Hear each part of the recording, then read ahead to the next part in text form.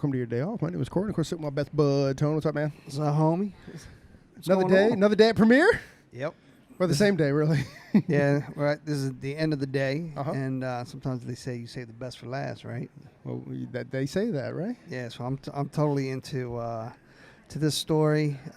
Just we were doing a little bit of chatting before we got on here, and man, her story is pretty dope. I can't wait to get into it. Yep. So a couple things is that we had actually been talking, I don't know, we've been talking for a few months, right? Mm-hmm. And more than a few months, probably for, I don't know, every bit of a half a year or so. We've been trying to get her on. I thought we were going to have an opportunity earlier, but it didn't happen. So here we are today, and we're going to make it happen, right? Yeah. Dude, yeah, I'm ready to get in. You want to get in? Yeah. So today, we're super stoked to have Miss Erica Keelen on the podcast. And Erica has a salon in Can we talk about Jacksonville for a second? Yeah. Jacksonville is... If you don't know, you better know. And we're fortunate enough this weekend we're going to do another podcast about artists from Jacksonville, and I'm pretty stoked about that. Man, there's some mecca hairdressers in Jacksonville. You don't even think about Jacksonville other than like this small little like Navy town. You know what I mean? And they are just killing the hairdressing game. Oh, the Jaguars. Nobody thinks of them. Right. Okay. Sorry. Nobody ever thinks about them. So Erica is she's a salon owner, and she's got a pretty dope salon, and it's a little bit conceptually it's a little bit different than other salons. So I can't wait to get into that story. Can't wait to get into her story. Can't wait to bang it out. All right, bring her in. All right, Miss Erica Keelen. Thank you. Hi guys. Thanks for having me. Oh, absolutely, man. So before we get into the whole Jacksonville bit, where are you from? Where did you grow up? I'm originally from North Carolina. I grew up on a farm in southeastern North Carolina that my family has owned my family has been on the land since the 1800s. My maiden name was Reynolds, and I grew up at Reynolds Crossroads, a very, very small town. And the house I grew up in was built in the 1800s. It was my grandparents' house, just very, very small town. I moved to Chapel Hill, North Carolina as soon as I got out of hair school at 19 and worked in a salon there just to get into a bigger city. And I say I did my college years at Chapel Hill. Right. Oh. I didn't go to Carolina. So you said you grew up on a farm. Mm-hmm. Was it still an active farm, or was it an old farm? It's still an active farm to this day. It's an estate now that my husband and I are going to probably end up with the land and keep it as a functioning farm, but we will rent the land out and have other farmers take care of it. That's cool. What kind of farming is it? We have a mass production turkey farm on it, and then the land we do cotton, tobacco, sweet potatoes, whatever the farmer that rents the land wants to put on the land that year, they do that. So that's cool. Do they have to alternate crops and stuff in Yes. order to keep the earth rich? Absolutely. I know more about this stuff than people realize. And like growing up in high school, I worked my dad's turkey houses. So I can't think of anything more disgusting in my life. why do you think I worked my ass off to get off the farm? I mean, I really at this point respect and love the way I was raised, but at 18 you just don't respect that stuff. No. And being raised on a farm but knowing you wanted to be in this kind of world, that was a big leap for me. So I just got out. I picked up dead turkeys, so I didn't mind washing hair or cleaning floors. It was like couldn't be any worse than picking up dead turkeys and cleaning the houses and that kind of stuff. So Right. I can't believe I'm talking about freaking turkey houses. But it does throw people off that's how I started. Right. So. Yeah. So, but doing the turkey houses, how did you discover hair? Is hair was in the back of your mind? Did you Honestly, I always wanted to be a hairdresser. I think it's pretty common. I feel like a lot of hairdressers, like I'm dyslexic, and I had a really hard time in school. I think the week of graduation realized I was going to actually graduate. And I was always drawn to hair. I loved it. My parents were believers, and I needed to go to college. I was the first of their children not to go to college. So they really did push me to try to do college, and I just didn't want to. So I got out of hair school, and after the first year, my mom quit. After I let her do my taxes, which I would never encourage anybody to do that again, because then she completely cut me off. Right. Not that she was giving me much, because I don't have a ton, but she was helping me pay my insurance and stuff like that to get started. And she goes, "You made more than I did this year. You're done." Right. She's like, "Can I get a loan, Erica?" Yeah. She said, "You're done." So I yeah, I got lost there. So That's awesome. Yeah, I was just envisioning, since you loved hair, maybe doing a braid and putting turkey feathers in. No. But I had older sisters, so I always braided their hair. As a kid, I learned how to braid really young. I was always playing with my friend's hair. Like, there was one case, this is kind of a gross story, but I was playing in my girlfriend's hair, and there was these little bugs in her hair. I was picking them out. I had no clue what they were until I was in hair school about 5 years later and saw, because, I'm like 12 or 13, like braiding my friend's hair, and I see these bugs, and I'm like, "Ooh, what are these?" And we showed her mom, and her mom's like, "Don't touch her hair anymore." And it never clicked until I was in hair school, and I saw we had the lice part of hair school, and I saw the bugs, and I was like, "Oh my God, I was picking lice out of such and such's hair," and I literally was. Her mom never told us. And you never got it? I never got them. Oh my gosh. But yeah, I was always in people's hair.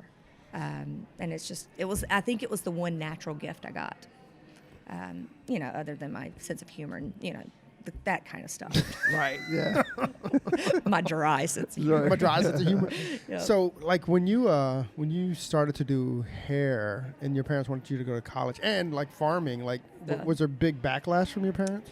Well, my mom had such a hard time with me in school. I think she was scared that if I didn't continue to keep my education up, because I had a hard time reading, that was, if you don't play sports in school, it doesn't really matter.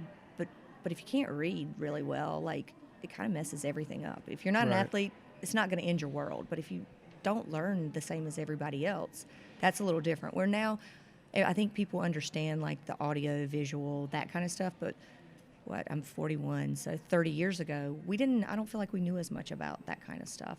So I just had a hard time, and I think she was more worried about, that's why she wanted me to go to college. Not that she thought I wouldn't be okay as a hairdresser, because she let me do it. But right.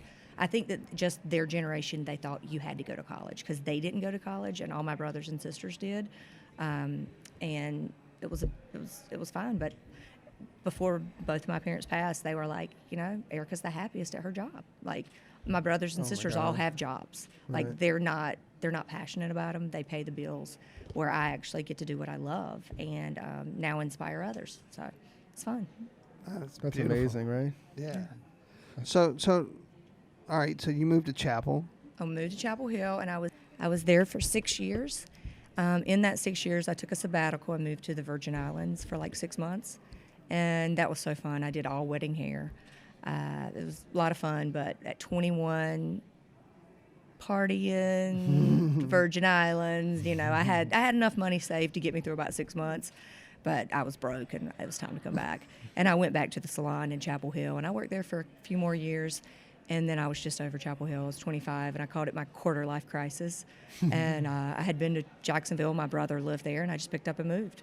So there's no thought or anything, just Jacksonville will work out. Honestly, they have the Jaguars now. My brother lived there, and I went for 4th of July, and Jacksonville has a huge 4th of July at the beach where everybody's on bicycles and every house has a party. And I was like, this place is awesome.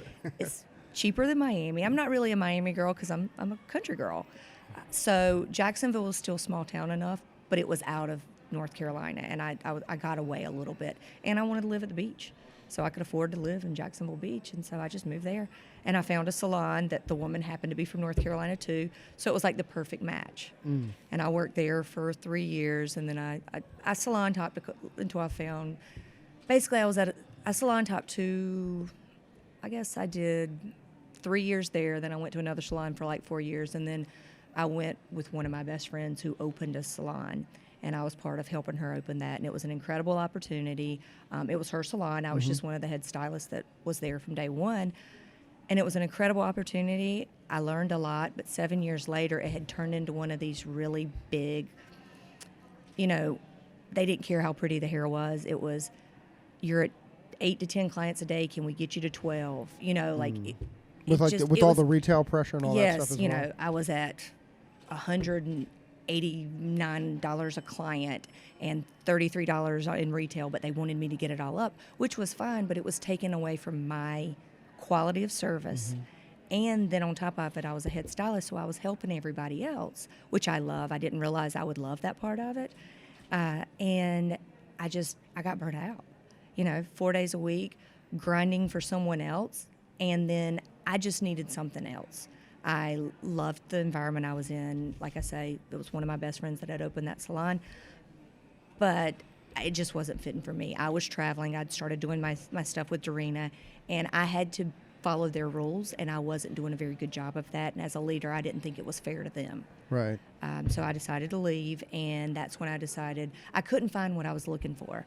I didn't want to be in a suite because I didn't want to be by myself. I love having a team. I was not going and working for anybody else ever again. I wanted to work for myself. So I came up with kind of a hybrid. Like my stylist, we have 8 stations. We have, at this point, 14 stylists. And we're kind of a hybrid. We do 30-70. They provide their own hair color. We provide the space, obviously any drinks, anything like that. And it's really, we've grown. We started with 3 stylists, like I say, in less than 2 years, we were at 14. Wow. So was your best friend when you left? She ain't my friend anymore. It wasn't anything personal. I just knew that she could not be happy that I wanted to do something different. If she would have, because I had told her for years, I was watching actually Butterfly Loft. They opened at the same time we did, and I was watching them grow, and I kept on saying, hey, if you put suites in, I'd be happy. Because then I could have worked for myself, but I could have been part of their team a little bit. Right. And so that's what gave me the idea to do what I did. I kind of just created what I was looking for. And I found that I'm happy with that. How did you, so you have 13 stylists and 8 stations. How's that work? No one works 5 days a week. No one works 5 days a week? No, no one works 5 days a week. We all share. Like, I'm behind the chair 3 days a week. My business partner, I do have a business partner. She's just had a baby. She's behind the chair like 2 days a week right now. And we just switch it off. We share. The salon provides the blow dryers, the brushes. Stylists are expected to provide their own, like, cutting shears, their combs, clips, the personal things that you want, but we provide the stuff so they don't have to move in and out of a station every day other than a scissor case and some clips and combs. And so that's how we do it, and it's working right now. And you open 7 days a week? We're open 6 days a week, and it just shifts. Everybody shifts. Some girls work. We do have a couple stylists. Like, we have a stylist that is part of the Mentor Me program right now, and she is between, like, 2 days a week she takes clients behind the chair, and 2 days a week she does support staff. So we do have a couple stylists that are still on support staff. We don't call them apprentices. I like everybody to support each other. Right. So we call them support staff. And so we have a couple girls that are hybrid between support staff and stylist, and they're learning. And that's how I teach. The salon I was at previously, who, like I say, it gave me great opportunities, but they were like a test out with their apprenticeship program. Right. I do not get on test out. I do not do good on test out. So I do more of a hands-on training, where, like, my support staff, they do half of the head. I do half of the head. We do things. I'm a visual learner, and, like, actually doing it. So that's how I do it learner. Girls. Yeah, she's a do it learner. Do it learner. Not But yeah, I find that works best for us with training our girls, because I'm not always great at telling you exactly why. Let's just do it together, and I'll tell you how it happens. And how did you, how's the pay structure broken down? You kind of flew through it, but I was like, I got lost. Our stylists provide their own hair color, because we really wanted, like, educators. We wanted people that were very passionate, that were there to make money. I'm not going to say that we all got to make money. Sure. I'm still a base color highlight hairdresser. I'm not taking these big projects on. I'm every 30 to 45 minutes. I do work that way. So they provide their own hair color and, like, caps and clips and stuff like that, and then we provide, and they're at 30% or they're at 70%. And then we don't have a front desk or anybody. Our support staff greets people at the door and helps, and then we book our own appointments. So you don't need a front desk. We ring our own people out and we book our own appointments. Or support staff, while you're finishing up, if you're, like, running behind, we have iPads. They come over, ring your client out, so then they can just leave. So is the POS, does everybody have their own individual POS as well? No, we do it through do it through one point of sale. And I know everybody's like, is that legal? because I know there's kind of like some gray I'm area. not really. My question isn't about legal or not. I'm just. I'm interested. I'm interested in how everyone's doing it, right? How and it's making different. it. Yeah. Yeah. I mean, it's kind of interesting because it is kind of weird. It's truly a hybrid. It's truly hybrid. The reason we wanted to do one point of sale system is because I wanted it to still feel like a group salon. Right. I didn't want people to feel like, oh, that's my stylist. I wanted it to still be a group team environment. And if my guests want to buy product, I didn't want to say, well, you got to ring out with this person and then you got to ring out with the salon. So we have and everybody that works there agrees, we have a contract that we sign, that they're okay with it, because legally, they're technically 1099s. We had a lawyer write this stuff up, so I learned a lot more legal stuff that I ever wanted to know. And he kept on saying, I don't care what you call it, you got to do what's legal. And Right. so if they're 1099s, technically they're supposed to be in charge of their money. But with our contract, they sign over that it's okay for them to get paid every 2 weeks. And so inevitably they get a direct deposit in their account every 2 weeks. And we do it that way instead of paying them out every day. So, but when you pay them out, then they're responsible for the taxes that you send them. They do on all that the 70%. taxes, yes.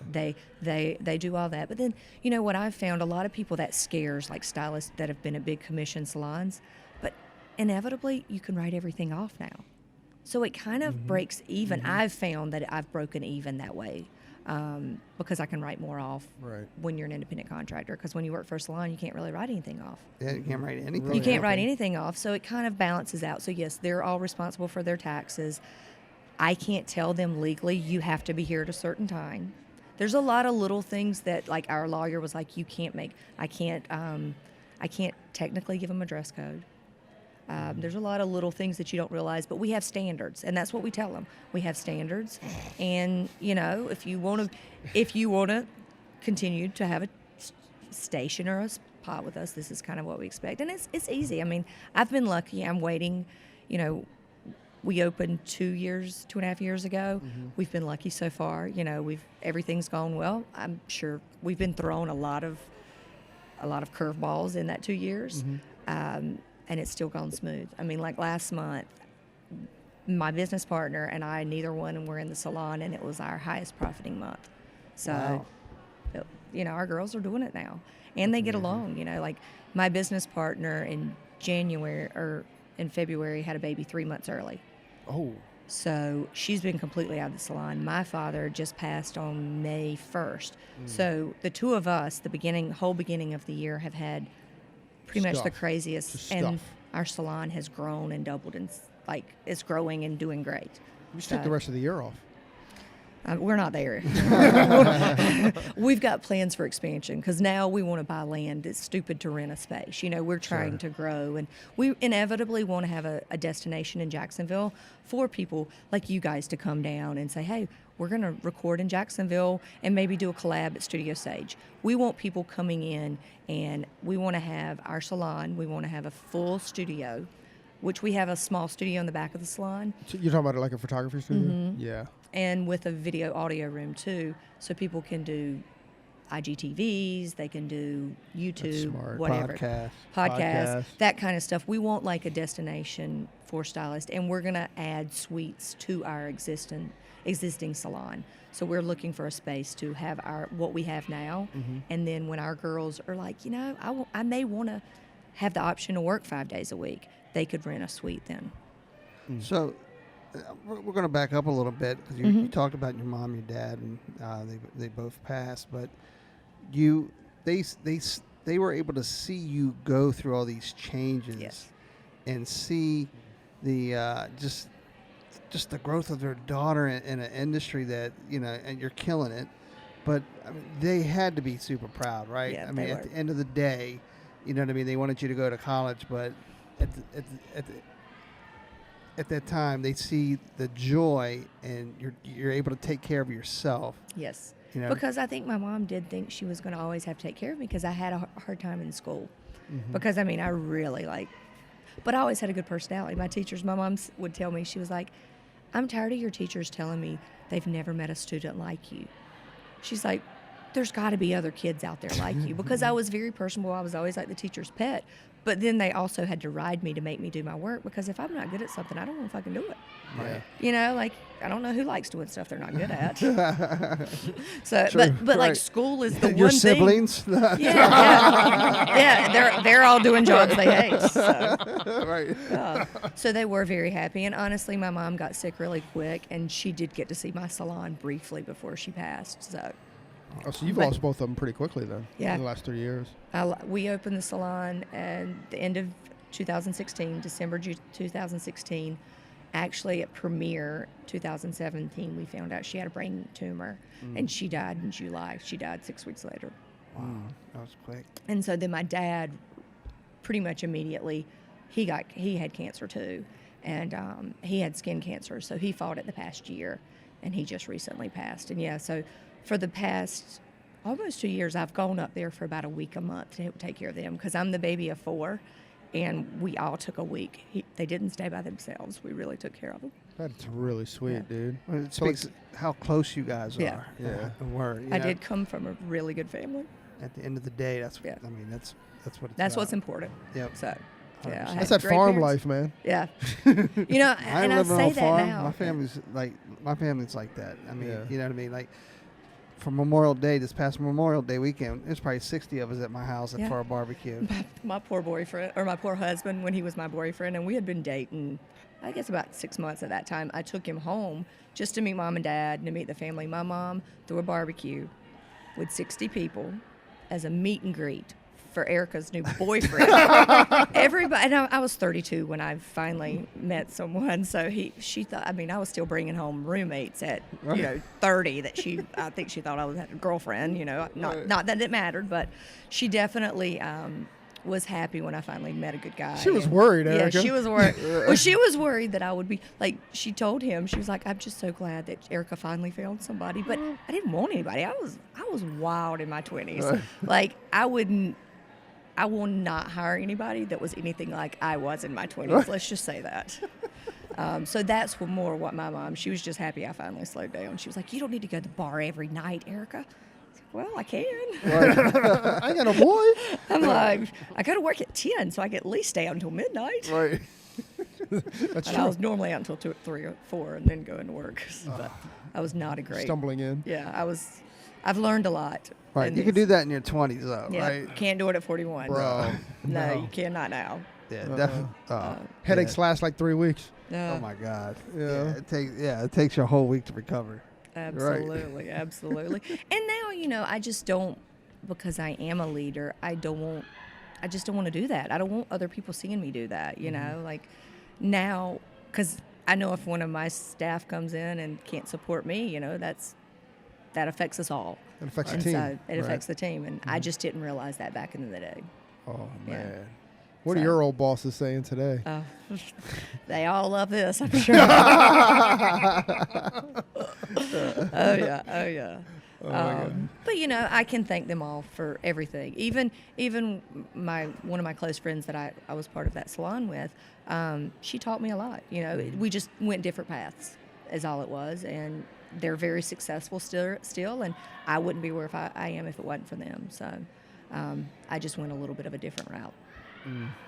Did you find like kind of going back to like partying, Erica? What were there times where it was like an interruption to your day or interruption to maybe even your career path? Oh my God, yes. I mean, you're sitting there foiling, sweating, like, can I just get done with this? I got to go lay down. I got to go to the bathroom. Right. And, I was a horrible employee for about 10 years. I was definitely a horrible employee. And it would affect your whole day. And I don't want to do that anymore. It was Right. fun, but I definitely enjoy feeling good at work now.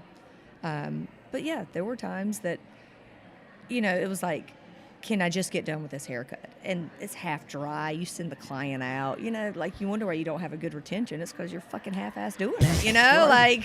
At least it's Florida with wet hair, not like DC in Well, January. even Florida with wet hair. You know, like good call. now every client, I'm like, turn your head down. Let me make sure that line's straight. It's just, it's Right. growing up. I needed that. I needed to go through And nobody like shook you out. like none of your other employers? I think personality-wise, they liked me. And I would come to work. That was the thing, is I always showed up. Yeah. It just, I may be sweating and smelling like alcohol when I was there, like it definitely, and probably the salon it was the worst at, there was a whole group of us. We called ourselves the Frangipasse. The name of the salon was Frangipani, and we called ourselves the Frangipasse. And we were all between the age of like 20 and 30, and we all did it. So Shanna, I love you. Thank you for putting up with us, because that owner put up with a lot, because there was a whole group of us that were doing it. Like, I owned a house, and there were 4 of us that lived in the house, and 3 of us were hairdressers. And so there was one day that she said, "Can I get your key?" Because my my roommate had not shown up at work. So my roommate woke up to our salon owner rubbing her back, saying, "Hey, are you okay? Are you going to come to work today?" Because she had grabbed my key out of my purse, and she was like, "I got to go to your house. She's not here yet." And I was like, "Oh my God, I hope she's okay." And then my poor roommate woke up to our salon owner rubbing her back. And so they were very patient with us. But we were also, we were working. We were there working. They not have been doing. It's not the quality of work I do now. It's not stuff that it was just enough to get by. Right. Where I don't want to do just enough to get by. Thank goodness that you're just getting by was good enough to.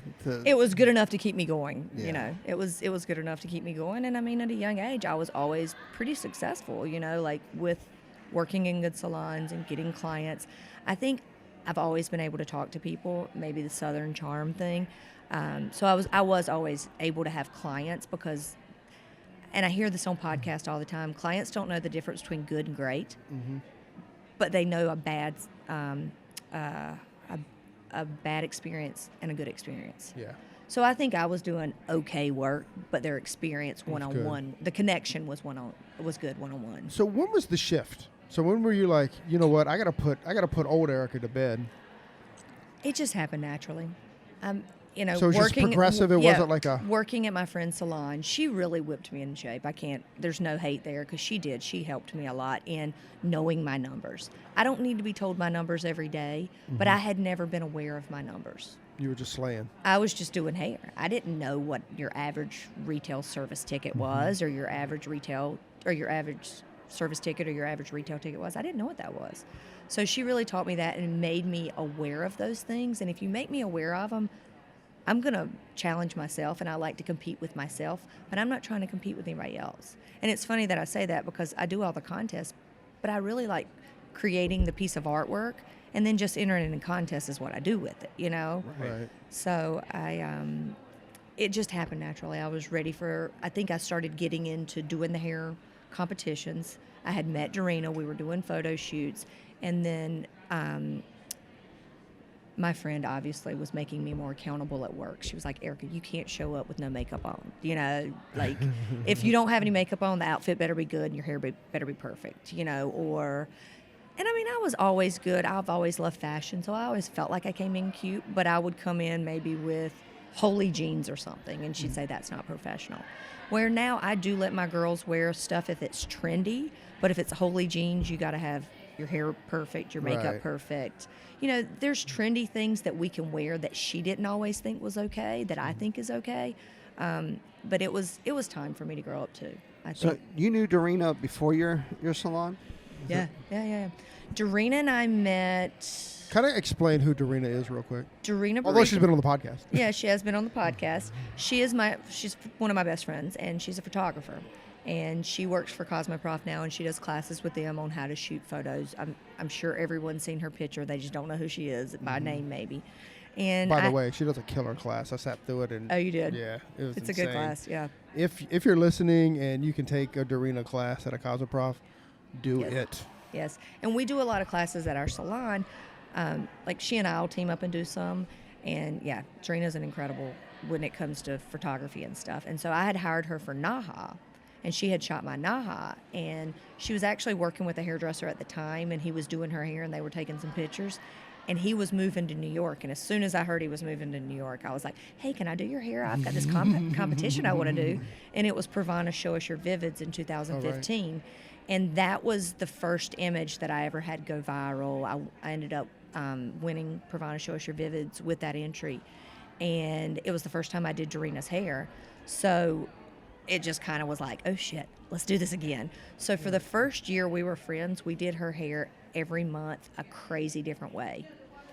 And we would go to shows, just try to meet people. And we didn't really know where we were going with it. I just loved the art of doing hair. And it was actually when I was at the other salon, I was getting burnt out there. So I was starting to do that art stuff just to keep me inspired.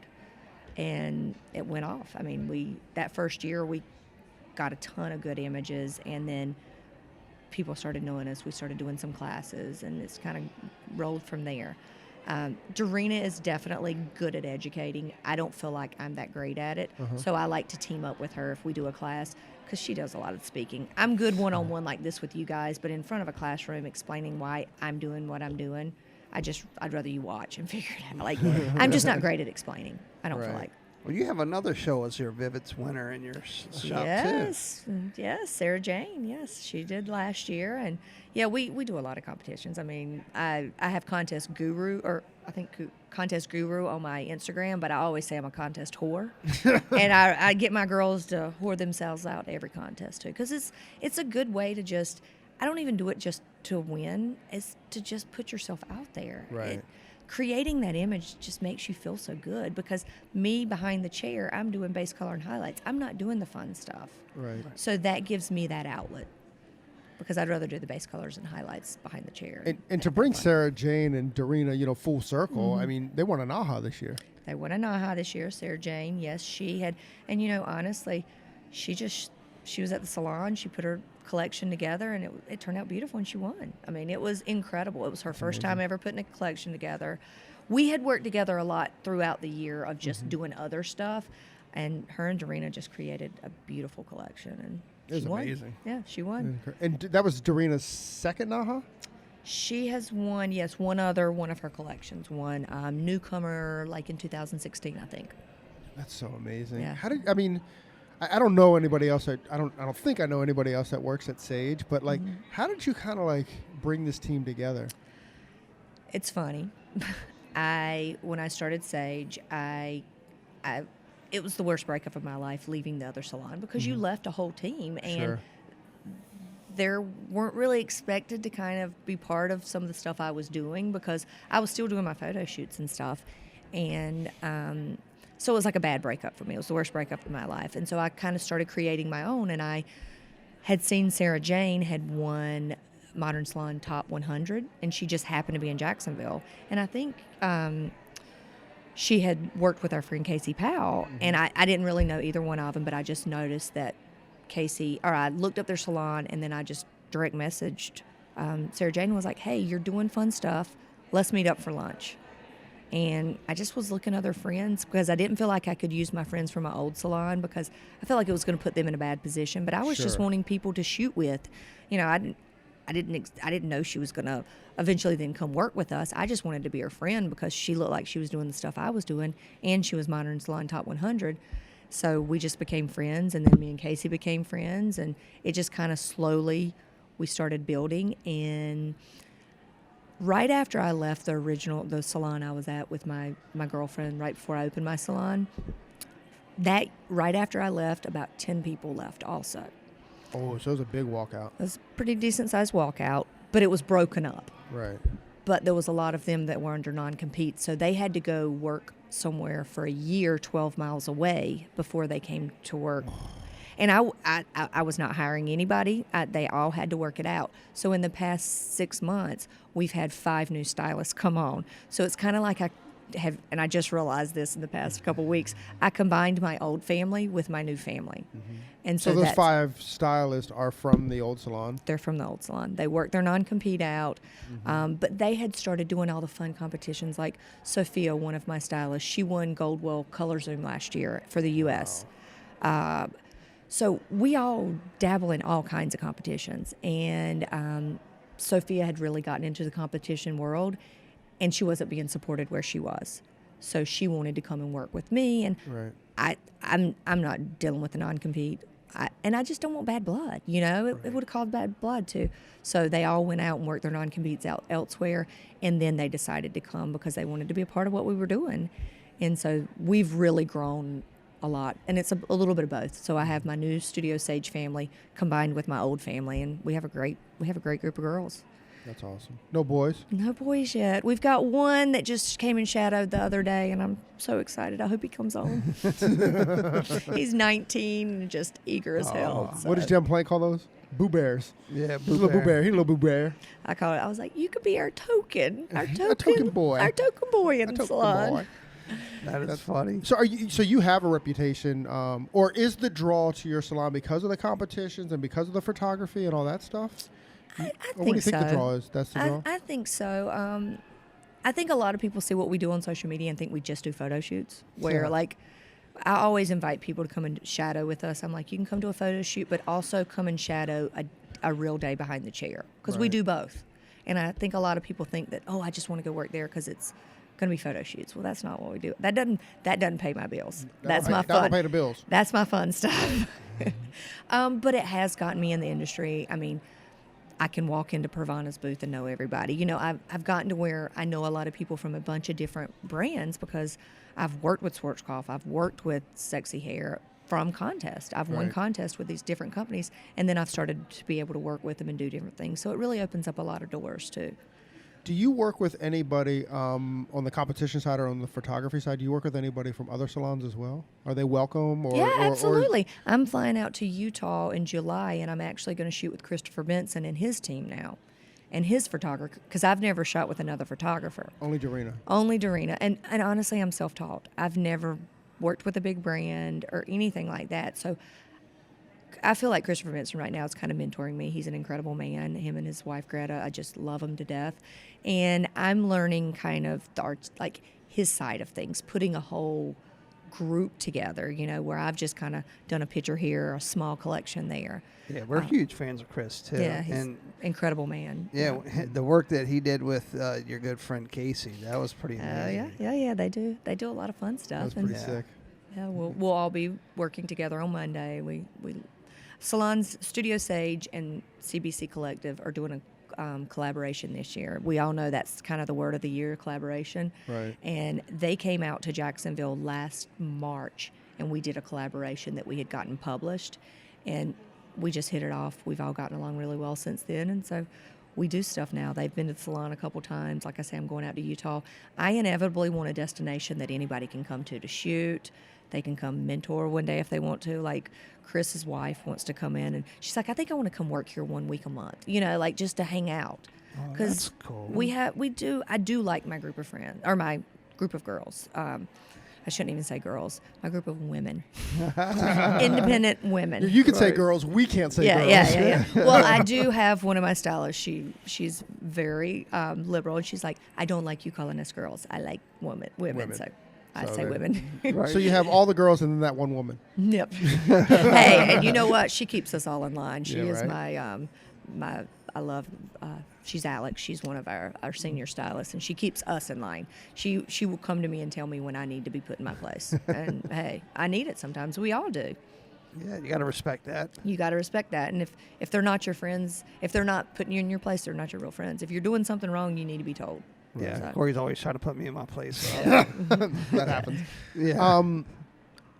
I'm blown away by, first off, 3 years you said, Sage? 2.5, yeah. 2.5. Like, you just guys are killing it. That's what I'm saying. And once again, I mean, we're going to get into this Monday, hopefully, actually, when we talk to Casey and Sarah Jane, they're going to come on the podcast about, Jacksonville. And just, I'm just blown away how you're building all this from Jacksonville. You know what I mean? And not to goof on Jacksonville. That's not what I'm trying to do at all. It's more of just where we are as an industry now, and where you don't have to be from LA. You don't have to be from New York. You can even be, this whole weekend's been filled with Utah artists, right? Yeah, exactly. So Utah's a big one right now too that has a ton of artists coming out of it. And like I said earlier, we have Jill Ray, who's one of the Mentor Me girls from Matrix. They've got a big thing with Tabitha. I don't know if you guys know about this right now. Tabitha Coffee from Sure. Matrix. They just chose 5 people, and she's mentoring them the next year. So we have one of those in our salon also. What? Yeah. So another contest. Bro, Yeah. you must just be like proud mama, right? I am. I'm very proud of them. I couldn't have, the past month's been very emotional for me, but I was sitting down the other day and I was like, I couldn't ask for a better group of people. This is exactly what I wanted when I never even wanted a salon. Just say that again. Let that kind of like sink in. Like you've manifested. I mean, that word's overused, but it's worked, right? Yeah, you've it's worked. manifested this, and I think, I have to be aware, we all can't be sensitive. We all work together. And I have to tell everybody all the time, hey, we spend more time with each other than we do our spouses a lot of times. You have to let some stuff go with that many people. But yeah, it's been a great group. I wouldn't ask for anybody else. I mean, I am asking. I want to add more to our team.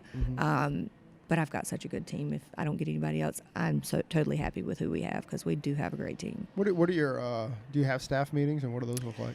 We do. We typically do 3 to 4 a year is what we've been doing. We have not done one yet. We're trying to get one planned for July. We've just had a crazy Sure. beginning of the year. But yeah, we sit around. We kind of go over things. You have the same stuff. You have to remind people every time. Hey guys, we share things here. Like before you leave at night, make sure you throw a load of laundry in. Those Right. kind of things because all stylists are expected to help. It's not we have support staff and they just do this because some of our stylists don't double book. So if you don't double book, you're kind of expected to kind of help with everything because we are still a team. I have 2 questions about just again your model. I find it fascinating. Yeah. So first question is so although everybody's 1099, who pays for the support staff? Okay. That originally, when we first opened, we were not providing any support staff for anybody. It was myself, my business partner, and we had one stylist. We all had personal assistants that we paid for ourselves. When they were on the floor, because they're on the floor now, and the 3 of them are pretty much, they're not fully booked yet, but they're getting there. So when they went onto the floor, we had to hire or get some more people. And the salon, me and my business partner decided to just provide that for the stylist. But it's not like if you double book all day long, that's not your personal assistant. You have to hire your own personal assistant. But if you need somebody to just do a shampoo here or there, or they're there to greet people at the door, they are there to help you, but they're not there like when I have my support staff help me do a balayage or something like that, or apply base color. I'm there to train them. That's not what our support staff, they're doing that with me and my business partner to learn from us, but not necessarily with everybody else. If you want that kind of service, you do have to provide your own That makes sense. support staff. That makes sense. I'm getting ready to go back into having my own support staff. I'm going to have my own assistant just for me because the way I book. But I want to show the girls how to book that way so they can eventually do that, and then they can have their own You should have a contest. contest. Come assist Eric at Keelen at Sage. I could do that. Actually, I could. You should do that. But yeah, the gentleman we talked to the other day, I think he'll end up coming on with us. The Pooh Bear? The Pooh Bear, yes. He's so sweet. I liked him a And lot. he'll come on as your personal assistant? No. What we'll do is the girls that have been there and support staff the longest, those will go into personal assisting right before they go out onto the floor. Got it. So we're kind of we're creating systems that we didn't Sure. intend on, but yes, we are creating systems. I mean, we're still new. It's like every month's different.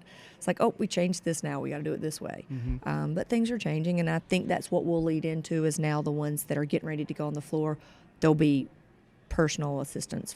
It's kind of like they're getting their PhD before they hit It's the pretty floor. awesome that you said things are changing and you're willing to adapt to accommodate those changes. Well, if you right? don't, you get stale. You Yeah. have to change. What did Philip say? Evolve or dissolve. Exactly. Yep. That's so true, though. Right. And I feel like a lot of people in our positions that have been doing it for 20, 30 years are over it. They're not ready to evolve. They want to do those clients and get out at the end of the day. And honestly, that's how I was in my 20s when I was wild. Is I just wanted to get out so I can go out drinking, Where now it's like, no, I really want to put the effort in and do a good job. Not. get out by the end of the day. You know, like, Party Miss on. Happy Hour. no. Make it over to the Hyatt. Yeah, we're headed over there now. So what's the another question about the, again, I don't know why I'm fascinated with what you're trying to create there. It's just neat, I think. So you said that everybody brings in their own color. Can they bring in their own line, or do you They have bring to their own line in. So they can use anything in the We line? have pretty much everything in our salon, and we have our color bar has drawers. So everybody has a drawer, and then they have a locker in the back that they keep their color in. So Okay. they can use whatever. Like I said, we kind of want educators. We want people that are really the good game. at doing hair, but they still are really passionate In the about game. it. And so that's why we chose to let everybody choose their own color, because then you limit yourself. You know, every color line's like, just be this at our color bar, but I don't want to do that. They don't support just me, No, why right. am I going to support just you? Right. They I like that actually. I'm going to use that again with one of our distributors. Being independent, I kind of like that. It's like I can pick and choose, because like there's no perfect brand out there. But I No. feel like I can create a perfect brand. You Yes, know. And, yes. and just for a shout out, Unite 10-second like detangler is the greatest stuff ever, You like that one? bro. It's the best detangler And ever. see- That and a wet brush, you're done. Yeah. That's it. Exactly. And see, and I wanted to have that, like I use Schwarzkopf Lightner. For a long time I used Gold Wool. that's what I use that too. Like How about back bar? Back Bar, the salon provides that, because we sell IGK, Evo, and Davines, and so the salon does provide the back bar, just so the stylists sell the product. Right. So do you I mean, like with back bar, like you have to sell so much retail in order to get, whatever the yep. points, blah, blah, blah, blah, Yeah, blah, we do all that, all that yeah. stuff. And you're doing enough retail out of like the salon's retail to pay for that? Pretty much right now we are, yeah. That's bad. Yeah. So we are. In the beginning, no, we were not. We were having to buy it all. Right. But we are. We have picked up now, and retail. We haven't even started pushing retail with our stylists yet. We're not gonna. We can't push them too much because legally we can't. Sure. But we do want to point out, because even with our retail, we do more of a sliding scale. Anything over 1,000, you maybe get. I don't know all of this stuff. Let me go ahead and be completely Right. clear. My business partner is more like, I'm the artistic. She would be more the business numbers, of it, the right. business Yeah, right, on right. it. Crunching So the I'm kind of numbers. throwing these, but I think anything over 1,000, they maybe get 15% instead of just 10. Because, and a lot of the bigger salons, you don't really go past getting 10%. No. So we try to give them bonuses so they'll sell a little bit more. We have found we do a lot of extensions. You do one head of extensions, because extensions are retail for us when we sell them. So that really helps with the retail numbers. That's So how often do you guys get together and collab with each other? all the time. I mean, Sarah Jane, Casey, Sammy Skinner. People come in our area, come to our salon all the time for us to collab. Rebecca Taylor's flown out and done a collab. Christopher's flown out. We've had quite a few people come How out. in the hell did you build this in 2.5 years? I'm old school. I got on social media early, I feel like. I got on Instagram in 2014 and started building friendships with these people. And that's how I've gotten, I feel like, Rebecca and some of them out there, is because we built a friendship early in the game. Now, granted, they jumped in numbers. All of them are killing me in numbers, because I don't put any of my personal stuff out there. I'm kind of private on social media. I don't really put a lot out there, but I've made a lot of friends. Until through- this podcast. Yes. You see, I told you I'm very open personally, like one-on-one with people, but You just don't want to create it. I just don't put that out there. I don't need Right. to tell you that I'm sad because of this. You don't want to know that. You just want Right. to see my artwork. I Right. feel like people come to my page for inspiration. They don't really care to get to know me. Right. Because I don't put myself out there. But I have met a lot of people through Instagram, just being on here for so long. I think we need to set up a Presley Poe collab at Sage. Yes, absolutely. I think she'd 'Cause come out. she adores you. I mean, Yeah, every she'd time come I out. talk to her about you, she's like, "Oh, I love that girl." Yeah. Presley's we love her too. But yeah, we'd love to get Presley out and you guys come down. We'll do a collab. East Coast. Actually, we're right. talking about we're talking about maybe next fall or the following spring. We actually want to do a road trip. So we want to get like a Mercedes Skipper Sprinter God, I van, can't yeah. ever remember Oh, what yeah. that is. Sprinter, We and then we want to do come down the East Coast. We'll like spend some time in Atlanta because we have a bunch of friends in Atlanta. We'll do some interviews there. We'll head to Tampa. We'll head to we definitely want to. Hold on, Slim. We definitely want to hit up Sam Daly in where she like Sarasota or something, and then go down to Miami. You know, we'll hit up our friend Olivia, and then just keep coming north on 95 and swing in. Yep. We're definitely. Yeah, we have like 15 stops right now on our fantasy trip. Yeah, all summer long.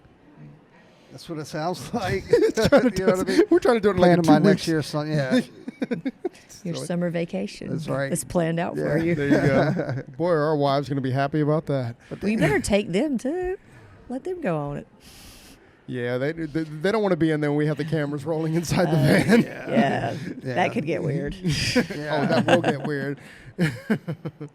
That's so cool, man. Yeah, I mean, dude, 2.5 years, you build up just a salon where you got, not only these people are coming in to collab with you guys, but the people just that works there every day collabing together are killers. Yeah. I mean, I think it's the people that are bringing the other ones in, right? They're creating the energy to kind of bring the others around. I think it's the energy. Yeah, absolutely. You can't deny it. Nope. I mean, you can't deny it. They have Naha winners, and they have like Show Us Your Vivids winner, a couple of those. I mean, how do you get that out of like essentially a small staff? I mean, what's 13 out of 8 stations? Yeah, that's incredible. And don't forget Goldwell. Don't forget Goldwell. Sorry. Yeah, she has placed the past 3 years. She just won last year for the U.S. Bravo. So yeah, we like to play. All right, so that's incredible. Anybody going through Jacksonville? Come see us. That's right. Come see Sage. Yes, absolutely. Come get some pictures with Dorina. And Dorina. Absolutely. Dorina, Actually, Keon the barber was coming down here, I think, 2 years ago. And he was like, and I saw him on Facebook, is anybody on my way down? And I was like, yeah, actually, stop in. And I'm not shitting you, less than an hour later, Keon was walking in my salon. No, he wasn't? Absolutely. He walked in, and my husband kind of looks like you. He's bald with a big beard. Keon's like, can I do a blow dry or a blowout on your beard right here or whatever? So he did my husband's beard. But yeah, he just showed up and wanted to do hair. He wanted to get in and do hair. Oh, that's awesome. That's so cool. Keon's awesome. Yeah, I love him. Did he ever stop talking? No, he talks a lot. Yeah. But hey, that's fine. He's entertaining. I love it. And if he could talk and just barber, I'm fine. Right. Because he's incredible. Hold on, wait a second. We did see a class with him. He cannot barber and cut. Oh, can he or talk and barber? No, he can't talk and barber. Yeah, I've watched him barber. He's a true artist. There's no doubt his skill. His barber skills are. You just can't talk and do it. Right. Well, he just stops and he'll just look at you and just talk to the crowd, and then he'll get back started. Right. Yeah. But we love Keon. I watched him probably 3 or 4 years ago at the BTC in Fort Lauderdale, and there was a group of people that just at the hotel, it was like 10 o'clock at night, everybody had been drinking, and they all start doing hair at the poolside, and Keon just pulls out his stuff and starts zipping away. And I watched him for probably an hour. I was like, this guy is, I felt like he was as passionate about barbering as I am about color, because hair color is definitely more my passion. I love both, but and you could see it in his work and you could just see it. It was incredible. He's the real deal, man. Yeah. So Keon, you can come and collaborate too. Come and collab. Yeah. Come and collabs. We'll pick you up. We'll pick you up in the Sprinter van. Absolutely. That would be a full Sprinter van. It would be loud. Right. It'd only be him. It would only be him. Exactly. You two would be just listening to Keon the whole time. We'd be banging our head like, oh my gosh, Keon. We'll connect the trailer to the Sprinter van. I was actually thinking we're going to pick Presley up at Olivia's salon and then bring her up, but I guess we have to do Keon now. Yep. Yeah. Although Keon would love if Presley was in the van with him. Yeah.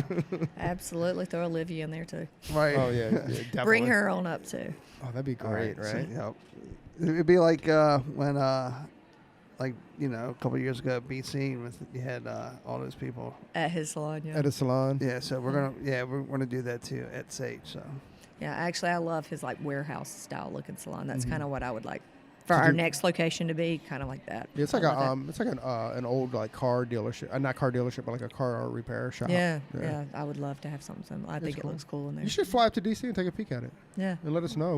We'll zip over. We'll zip come over up in there August for the BTC. You're coming up in August, right? I haven't decided yet, but probably, yeah. Mm-hmm. Is Casey Powell coming up in August? Possibly, if she's working it. I'm at the point that I'm like, yeah, if I'm working it, I'll go. Right. That's funny. We've actually never been to one, so we're actually They're fun. stoked that it's in our backyard. So we'll definitely be there. I think we were the first ones to buy tickets, by the way, when they went up. Hey, there will be a lot going on at that, I'm sure. Yeah. We got an apartment, so we're gonna sit back in the apartment and try to get some interviews in. We'll see how it goes. Yeah, you probably get some interviews. There'll be a lot of people at that one. That's always a fun one. Actually, one of the girls from Australia that I talked to online. Who's that? She won. What is her name? Oh God, you just asked me her name and I'm going to forget it now.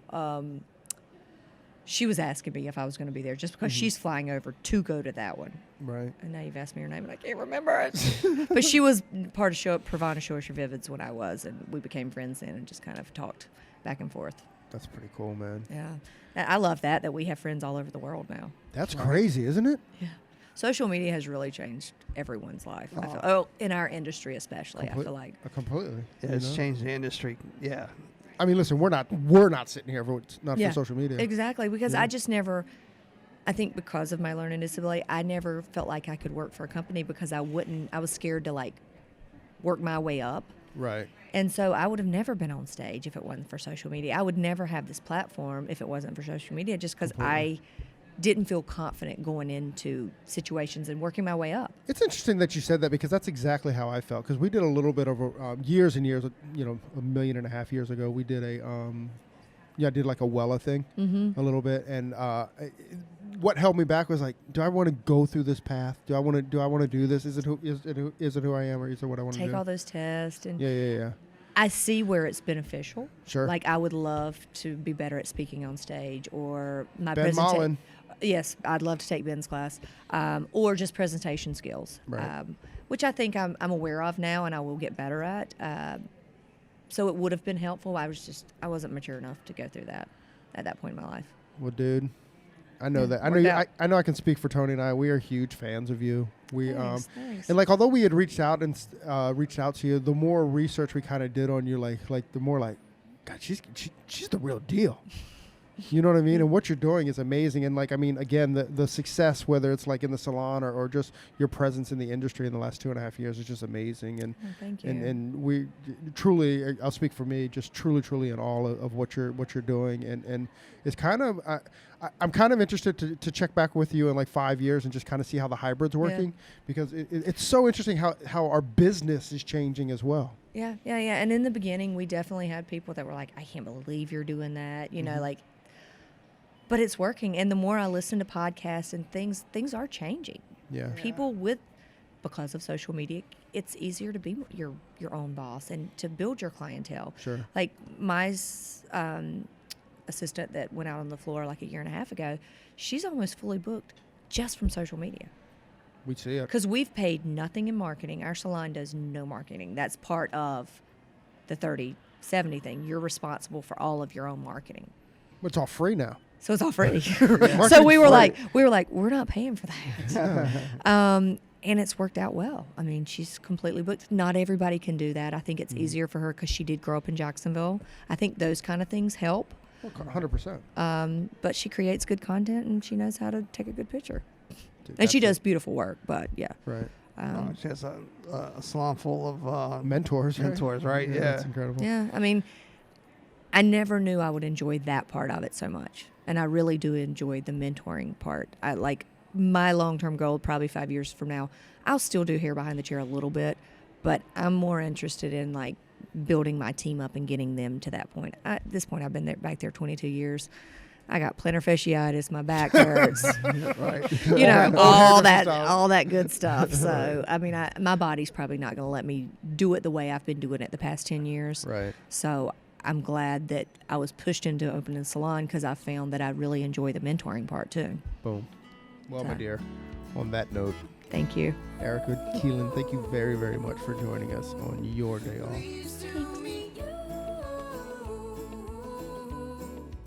Hey, so there it is. Hey, this is a message that we've been trying to bring, I don't know, for the last couple months, actually since we started the podcast.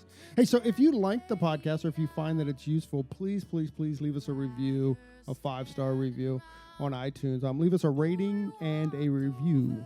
But if you don't like it, forget about it. Yeah, totally forget about this message. We also want to thank Sarah and Blaine from Pretty Gritty. Sarah and Blaine, they are a band out of Portland, Oregon, and we just want to thank them very much for allowing us to use their song, Pleased to Meet You, on our podcast. That's cool. I think you can find, actually you can find their music on iTunes. Peace and hair grease.